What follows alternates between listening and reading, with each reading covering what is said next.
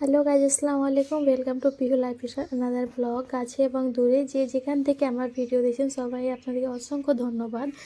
তো চলেন আজকে আমি বলে দিই এতদিন আমি কেন ভিডিও আপলোড করতে পারিনি। বাড়ির কিছু একটু আমার প্রবলেম এসেছিলো, তাই জন্য আমি ভিডিও আপলোড করতে পারিনি।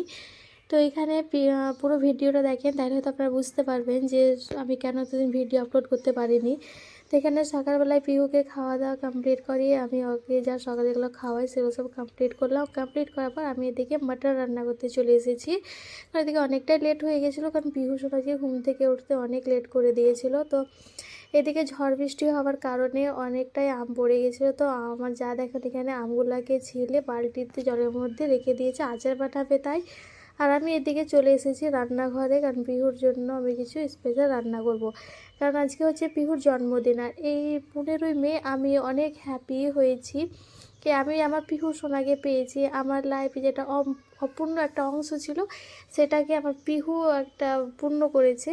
তো আমি পিহুকে পেয়ে অনেকটাই হ্যাপি, অনেকটাই খুশি। একটা মা যে তার সন্তানকে 9 মাস 10 দিন পেটে রাখে, তার বাচ্চাটাকে শুধু দেখার জন্য কত কষ্ট সব সহ্য করে তার মাই জানে। তো আমি এখানে পিহুর জন্য মাটন রান্না করছি। তারপরে এখানে আমি ভাবলাম যে ওর জন্য একটু ফ্রায়েড রাইস বানাবো। তো এদিকে মিষ্টিকে আমি ফ্রায়েড রাইস বানানোর জন্য একটা গাজর, বিম যত যা লাগে সেগুলো সব দিয়ে দিলাম। তারপরে আমি এখানে দেখো ভাতের চালটাও দিয়ে দিচ্ছি। আর আমাদের বাড়িতে সবাই হাঁড়ির ভাত খেতে বেশি ভালো পছন্দ করে সবাই, তাই জন্য আমি এখানে দেখো ভাতের চালটাকে ধুয়ে এবার দিয়ে দিয়েছি। আর আজকে সকালে আমি খুব জলদি উঠেছি, কারণ পিহুর জন্য স্পেশাল বানাবো তার জন্যই। আর এদিকে দেখো আমি একদিকে কিন্তু মাংসটাকেও নেড়ে দেখছি বারবার যে হয়েছে কি না। এবার আমি এটাকে ভাতটাকে ঢাকা দিয়ে চলে এলাম মিষ্টির কাছে, যে দেখি এগুলো কাটা হয়েছে, কিন্তু মিষ্টি এখানে অলমোস্ট কেটেই রেখে দিয়েছে। তারপরে আমি এখানে একটু ভিডিও করলাম মিষ্টির তোমাদেরকে দেখানোর জন্য। তো দেখো মিষ্টি এখানে সব কিছু কেটে কেটে রেডিও করে দিয়েছে। আর এদিকে আমি পিহু কিন্তু ঘর আগে রেডি করিয়ে দিয়েছিলাম, তারপরে ও খেলতে চলে গেছিলো। আর এদিকে দেখো আমার বাটনটা হয়ে এসেছে, অনেকক্ষণ ধরে কষেছি। তারপরে জল দিয়ে এবার সেদ্ধ করতে একটু দিয়ে দিচ্ছি। আর তোমাদেরকে জানি না ভিডিওতে কালারটা দেখতে কেমন লাগছে, কিন্তু আলহামদুলিল্লাহ অনেকটা সুন্দর ছিল, সবাই খুব পছন্দ করেছিল রান্নাটা আমার।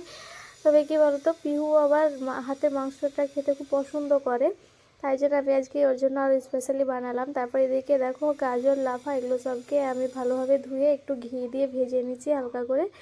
এখানে একটু ওগুলো ভেজে নেব। আর এর সঙ্গে আমি চালটাও একসঙ্গে দিয়ে দিচ্ছিলাম, কারণ পিহু তখন ছোট, তাই জন্য আমি এই চাল আর এই সবজিগুলোকে একসঙ্গে একটু করে সেদ্ধ করে নিচ্ছিলাম। তারপর আরেকদিকে দেখো পটল ভাজাও করছি। পটল ভাজা পিহুকে খুবই খেতে ভালো লাগে, তাই জন্য আমি ওর এখানে সব আর পছন্দ মতোই সবই করছি। পটল ভাজা খুব খায় আমার সোনা। তারপরে দেখো এইখানে হচ্ছে ফ্রায়েড রাইসের চালটা আমি অনেকক্ষণ ধরে ভিজিয়েও রেখেছিলাম। এবার ফ্রায়েড রাইসের চালটাকে খুব ভালোভাবে করে ধুয়ে নেব। ধুয়ে নেওয়ার পরে আমি এটা ফ্রায়েড রাইসটা ওইদিকে চাপিয়ে এসেছি। তারপরে এর মধ্যে কিন্তু পিহুর আম খাওয়ার সবাই হয়ে গেছিলো। তারপরে আমি রুমে এসে ওর জন্য একটু আমের রসটা বানিয়ে নিলাম। আর এদিকে দেখো আমের রস বানিয়ে আমি আবার চলে এসেছি রান্নাঘরে। আমার যা এখানে পিহুর জন্য হয়তো মাছ নিয়ে এসেছিলো বড়, তো মাছটাকেও ভাজা হচ্ছে। এবার পিহু মাছ ভাজাও খেতে ভালোবাসে, মানে কি একটা বাচ্চাকে যতটা খুশি রাখা যায় সেটা সবই করেছিলাম।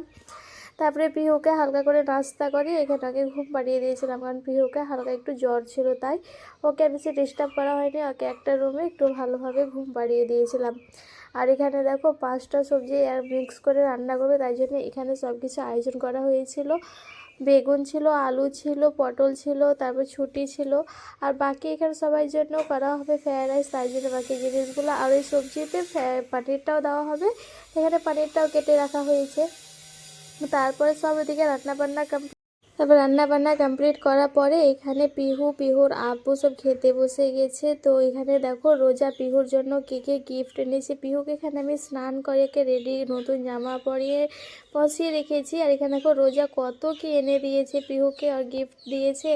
তো এখানে আমার পিহুর সঙ্গে কিন্তু অনেক হ্যাপি, এখানে কিন্তু রোজা অনেক কিছু গিফট দিয়েছে, তাই রোজা দিয়েছিল ওকে 5টা রাবার ব্যান্ড দিয়েছিল, তারপরে দিয়েছিল ক্লিপ দিয়েছিল। আর দেখো কি সুন্দর একটা কিউট একদম চাবির রিং দিয়েছে না, এই চাবির রিংটা দেখে পিহু কিন্তু অনেক খুশি হয়েছে। আর এখানে রোজা পিহুকে পড়াতে চাইছিল, কিন্তু পিহু কোনো মতো পড়তে চাইছিল না, ও দেখে প্রচণ্ড খুশি হয়েছিল তাই জন্য। আর দেখো এখানে দেখো পিহু কিন্তু হ্যাঁ ক্লিপগুলোকে কিছুক্ষণের মধ্যে নষ্টও করে দিয়েছিল, খুলেও দিয়েছিল এইগুলো ক্লিপগুলো এখন একটাও নেই, বললে পরে পিহু সব ক্লিপ কটাকে নষ্ট করে দিয়েছে। তবে সানিয়া এখানে পরানোর চেষ্টা করেছে, তো এখানে পিহু কিছুক্ষণ পরেও ছিল ক্লিপটাকে।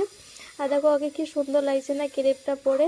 আমার পিহু সোনা কিন্তু খুব হ্যাপি হয়েছে আর গিফটগুলোকে দেখে। আমি কিন্তু আমার পিহু সোনাকে কিছুই গিফট দিতে পারিনি, শুধু ওর জন্য আমি এক্সট্রা দূরে কাছে নামাজটাই পড়েছিলাম।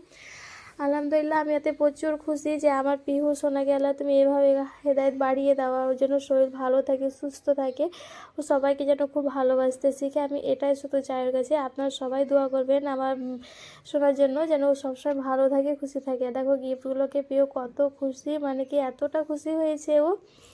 তবে আমার আর পিহুর আব্বুর একটা প্ল্যান আছে যে হ্যাঁ কিছুদিনের মধ্যে আমরা সবাই পিহুর জন্য এতিম মাদ্রাসাতে একটু খাওয়াবো।